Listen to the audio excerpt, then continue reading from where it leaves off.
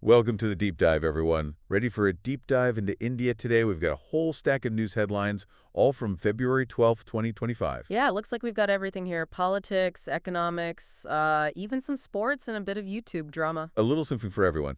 But you know what's really fascinating? It's how these seemingly unrelated stories can actually connect and give us a bigger picture of where India stands right now. Definitely, the connections are always the most interesting part. Absolutely. So let's dive right in, shall we? First up, Prime Minister Modi is in Washington, D.C., meeting with former President Trump. Interesting combo. It is.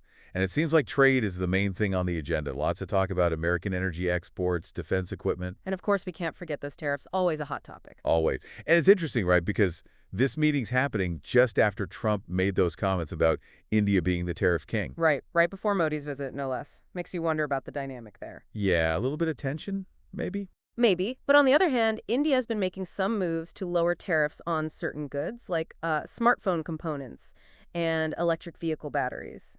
Could be a way to smooth things over, don't you think? So, strategic move then.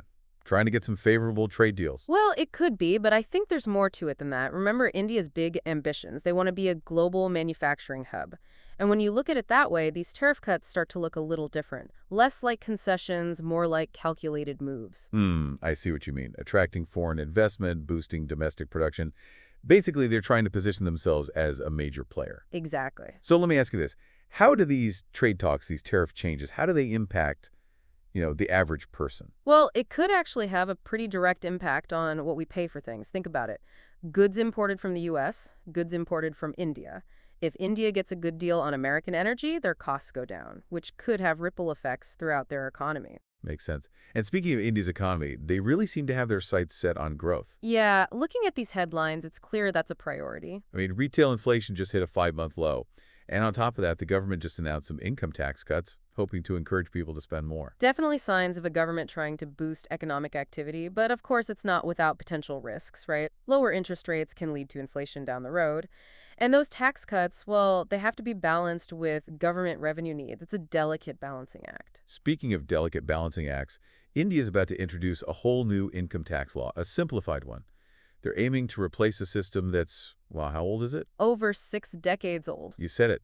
Replacing that with something much simpler that's a massive undertaking. It is, but if they can pull it off, it could be huge. Think about it. A simpler tax system could really make India more attractive to foreign investors. It could cut down on all that bureaucracy and make things easier for businesses to operate. Ultimately, it could really boost their economic growth. Sounds promising, but there's another development that's got the financial world a little on edge.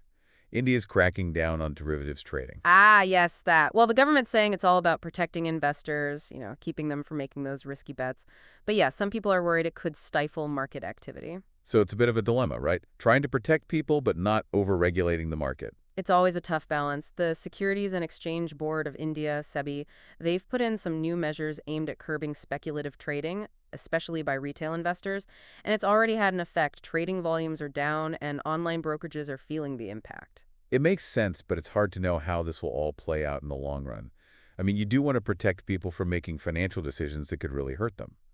But on the other hand, you don't want to stifle innovation and discourage people from participating in the market. You've got it. It's all about finding that sweet spot, where regulation does its job, protecting investors, without putting the brakes on market growth. It'll be interesting to see how this all unfolds. Okay, let's shift gears for a moment. Something a little less numbers heavy.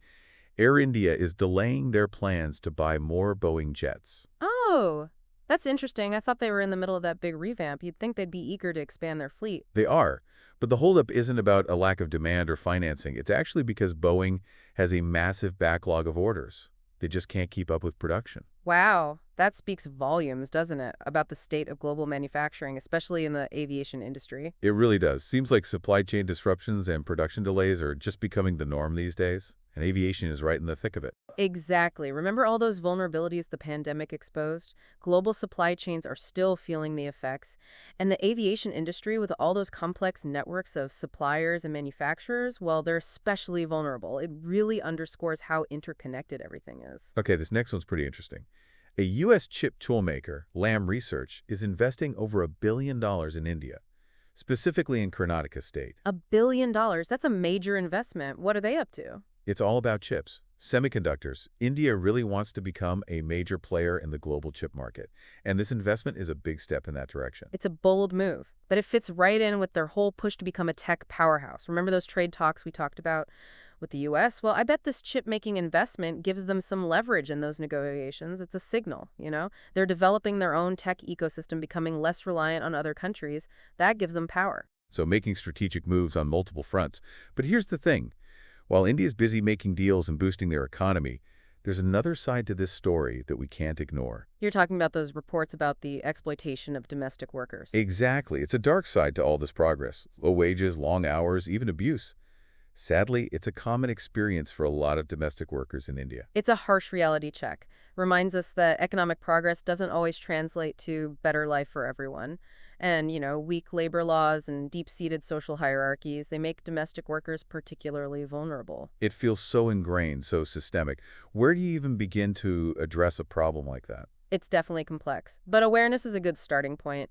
Consumers need to be more informed about where their products come from and what the working conditions are like. And of course, governments need to step up. Stronger labor laws, better enforcement, that's crucial. It's a shared responsibility then. Consumers, businesses, governments, everyone needs to be part of the solution. Absolutely. We all have a role to play in creating a more ethical and equitable system. Speaking of ethical dilemmas, let's go back to that YouTube controversy we mentioned earlier. The show India's Got Latent is getting a lot of backlash for some offensive content. Right, that sparked a much bigger conversation, hasn't it? About free speech online, where the boundaries are, what's acceptable. It's fascinating and more than a little messy. It is. You've got people who think online platforms should be totally open, unrestricted expression, even if it's controversial or offensive. And then you've got those who say, hold on, there has to be limits. Hate speech, harmful content that can't just spread unchecked. So where do you draw the line? That's the million-dollar question, isn't it? And this case in India shows just how tough it is to navigate this digital world. There's no simple answer, no one-size-fits-all solution. This is a conversation that needs to happen everywhere, not just in India. Before we wrap up this first part, I want to go back to something that really caught my attention. The collaboration between India and France on nuclear energy. Yeah, that was big news. It's a pretty significant development, I'd say. I agree.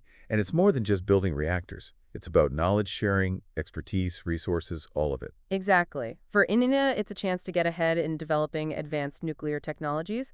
And for France, well, it really cements their position as a global leader in this field. But let's be real, nuclear energy always comes with baggage, right? Safety, waste disposal, proliferation. Those are some serious concerns. They are, and they need to be addressed head on, no question. But at the same time, we can't forget the big picture. The global energy crisis is real. We need to look at every option. And nuclear power, with its potential for clean, reliable energy, well, it deserves serious consideration. No easy answers, that's for sure. But it's clear that India is taking this seriously. They want to secure their energy future, and they're not afraid to explore different paths. And, that's just one piece of this puzzle we're putting together today. It really is. We've seen economic maneuvering, social challenges, celebrations, ethical dilemmas, all of it. It's an amazing snapshot of a nation in motion. And we're just getting started. We've just scratched the surface, but already it's clear India is a country on the move, shaping its own destiny on the world stage. And I, for one, am eager to see what happens next. Stay tuned for part 2, everyone, where we'll delve even deeper into these fascinating stories. Welcome back to our deep dive. Before we moved on, I was thinking about those semiconductors. Oh, yeah, that billion-dollar investment from Lam Research. Right, exactly. And it really makes you wonder. Does it? It does. Is India really going to become like a chip-making giant? I mean, they've got the government support, the investments are pouring in, but can they really compete with like the big players, the ones who've been doing this forever? It's a good question, right? It's like David and Goliath. Totally. But here's the thing. I don't think India's trying to just copy what everyone else is doing, like Taiwan or South Korea. So they're not just trying to, replicate the model. Right, exactly. They're finding their own way, like focusing on chip design and packaging, areas where they already have strengths like software and IC. Smart playing to their strengths. Exactly. But, we can't forget about the other side of this, The ethical side. Yeah, the labor practices, especially with those domestic workers, it's a big issue. It is, and it's easy to overlook it when everyone's so focused on economic progress. So easy. And those reports of exploitation, they're a reminder that growth isn't always good for everyone. Especially when you have things like weak labor laws and social hierarchies that make some people more vulnerable. Exactly. Domestic workers are especially vulnerable in that system. It feels like such a deeply rooted problem. Like, where do you even start to tackle something like that? It's tough for sure, but I think awareness is key. Consumers need to know where their products come from, the conditions they were made in, and of course, governments need to step up. With what? Stronger laws, better enforcement of those laws to protect workers. So it's a shared responsibility, then consumers, businesses, governments? Everyone needs to work together to make things better. Speaking of shared responsibility, remember that YouTube show we talked about, India's Got Latent? Oh, yeah, the one with all the controversy? That's the one that's really sparked a debate about free speech online, hasn't it? Big time. You've got people who think online platforms should be completely open, no restrictions whatsoever. Even if it's offensive. Even then, they say it's all about freedom of expression. But then you have others who say there have to be some limits, right? Like you can't just let hate speech and harmful content run wild. Right. It's about finding that balance, protecting people, but also allowing for open dialogue. It's tough. Where do you draw the line? Exactly. In this case in India, it just highlights how tricky it all is. There's no easy answer. It's a global conversation we need to have. Before we wrap up, I wanted to touch on that nuclear energy deal again, the one between India and France. Oh, yeah, that was a big one. It really struck me as significant. It goes beyond just building reactors. It does. It's about partnership sharing knowledge, expertise, and resources. For India, it's a chance to really get ahead in nuclear technology, and for France, it solidifies their position as a leader in the field. Definitely a win-win, it seems. Maybe, but, we have to be realistic. Nuclear energy always comes with concerns. Of course, safety, waste disposal, the potential for, bad actors getting their hands on it. Those are serious issues. Absolutely no doubt about it, but we also can't ignore the reality of the global energy crisis we're facing. We need to consider every option. And nuclear power does have the potential to be clean and reliable. Right, so it's complex, no easy answers. But India is clearly taking steps to secure their energy future, exploring all the possibilities. And that's just one part of what we've been looking at today. It is. We've seen India making tough economic decisions, facing social challenges, celebrating victories, even navigating the digital world. It's been a fascinating look at a country in motion, wouldn't you say? Absolutely. It feels like we've only just scratched the surface, but even this glimpse into India today shows us a country that's on the rise, a country shaping its own path on the world stage. And that makes you wonder what tomorrow's headlines will bring. What new challenges and opportunities await this vibrant and complex nation? We'll have to wait and see, but I have a feeling it's going to be an exciting journey. One thing's for sure, it's never a dull moment with India. Back again for round 3 of our India deep dive. It's been quite a journey, hasn't it? It has. From those trade talks with Trump to that amazing cricket win, it's like we've gotten a glimpse into every corner of India. Definitely. We've seen the good, the bad, and everything in between. Before we wrap up, I wanted to touch on something you mentioned earlier about India really stepping onto the world stage. Oh, yeah, that strategic positioning thing. It's definitely a recurring theme in everything we've talked about today. I think so, too. I mean, think about it. The semiconductor pushed the nuclear energy deal with France, even those tough trade negotiations with the U.S. They're not just going with the flow anymore. They're making their own moves. Exactly. It's like they're saying, hey, we're here, and we're ready to be major players. And the world is definitely taking notice. I mean, even that meeting between Modi and Trump, that would have been unheard of a few years ago, right? Totally. The global landscape is changing, and India is right at the center of it all. It's really exciting to see, but I think some people might be wondering, why should I care? What does this have to do with me? That's a fair question, but in today's world, everything's connected, right? What happens in India, it affects everyone. Their economy, their technology, their stance on things like climate change, it all matters. It's like watching a country come into its own. Exactly. But like any coming-of-age story, there are going to be challenges. For sure. I mean, India still faces huge issues like poverty and inequality. And how they deal with those challenges is going to shape their future, not just for them, but for the rest of the world, too. So where do we go from here? What would you say to our listeners who want to learn more about India? Don't just stop with this deep dive. Keep exploring, read more, do some research, and most importantly, keep asking questions. The more we understand about India, the more we understand about our own world. It's been an incredible journey exploring India in 2025. It has, and it's clear that India is full of energy, ambition, and a determination to make its mark on the world. Who knows what the future holds, but one thing's for sure. What's that? It's going to be fascinating to watch. Absolutely. Thanks for joining us, everyone. SETA.